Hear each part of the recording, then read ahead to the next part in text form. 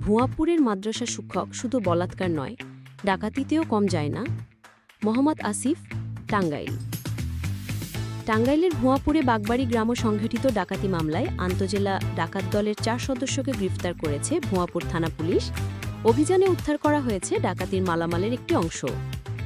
Police সূত্রে জানা যায়, গত 18 জানুয়ারি রাতে ভুয়াপুর উপজেলার বাগবাড়ি গ্রামের মোহাম্মদ দুলাল মেম্বারের বাড়িতে ডাকাতি সংঘটিত হয়। আন্তজেলা ডাকাত দলের সদস্যরা ওই রাতে পরিবারের সদস্যদের হাত পা বেঁধে নগদ 1 লাখ টাকা, 1 ভরি স্বর্ণের চেন, 8 ভরি রূপা ও অন্যান্য মূল্যবান মালামাল লুট করে নিয়ে যায়।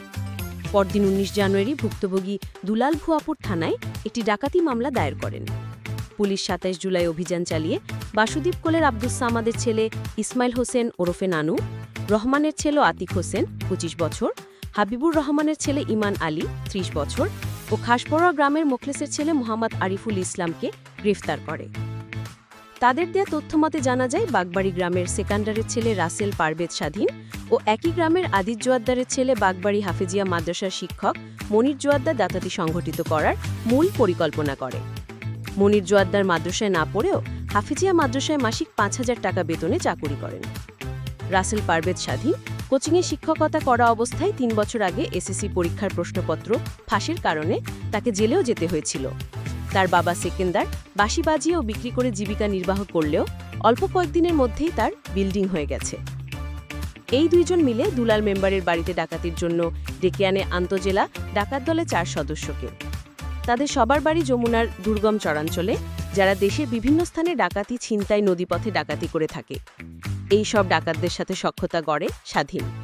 তার সঙ্গী হিসেবে নেয় মাদ্রাসা শিক্ষক মনিরকে। ঘটনার রাতে ডাকাতির উদ্দেশ্যে তারা বাড়ি থেকে বের হয়ে নলিন বাজার দিয়ে বাগবাড়ি স্কুল মাঠে আসে। পরিকল্পনা মোতাবেক সেখানে আগে থেকেই এই দুইজন অবস্থান করছিল। ওই ডাকাত দলকে বোঝানো হয়েছে, দুলাল মেম্বারের কাছে এই মুহূর্তে অনেক টাকা আছে, তিনি বিল্ডিংয়ের কাজ করেছেন। তাদেরকে তখন মুখোশ, হাতুড়ি প্লাস দড়ি, অন্যান্য দেশি অস্ত্র সরবরাহ করে দেয়। তারা স্কুল মাঠে অবস্থান করে। তখন রাত 9:30।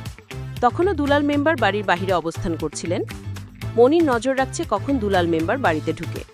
এদিকে তাদের পরিকল্পনা চলছে কিভাবে বাড়িতে ঢুকবে।